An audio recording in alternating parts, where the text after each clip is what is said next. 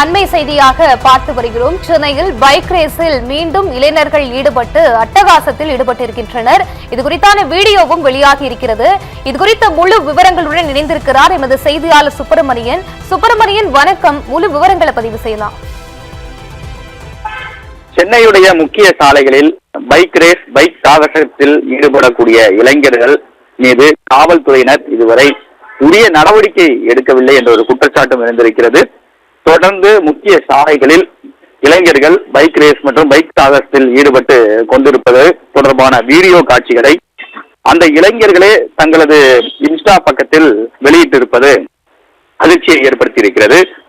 லைக்குகளுக்காக இது போன்ற வீடியோக்களை இதற்கு முன்பு பதிவு செய்த இளைஞர்களை போலீசார் கைது செய்து நடவடிக்கை மேற்கொண்டார்கள். ஆனாலும் தற்போது மீண்டும் இதே போல பைக் ரேஸ் மற்றும் பைக் சாகசத்தில் ஈடுபடக்கூடிய இளைஞர்கள் அதனை வீடியோவாக பதிவு செய்து சமூக வலைதள பக்கத்தில் பதிவிட்டிருக்கிறார்கள்.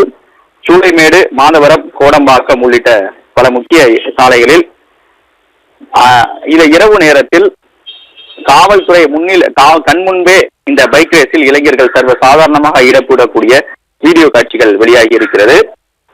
காவல்துறையினர் அவர்களை பிடிப்பதற்கான முயற்சியை எதுவும் ஈடுபடவில்லை என்ற ஒரு குற்றச்சாட்டும் எழுந்திருக்கிறது.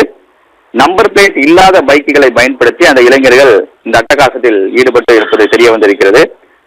இந்த இன்ஸ்டா பக்கத்தில் பதிவான அந்த வீடியோ காட்சிகளை போலீசார் கைப்பற்றி அந்த இளைஞர்கள் யார் என்பது குறித்து போலீசார் தங்களுடைய விசாரணையை தொடங்கியிருக்கிறார்கள். விவரங்களுக்கு நன்றி சுப்பிரமணியன்.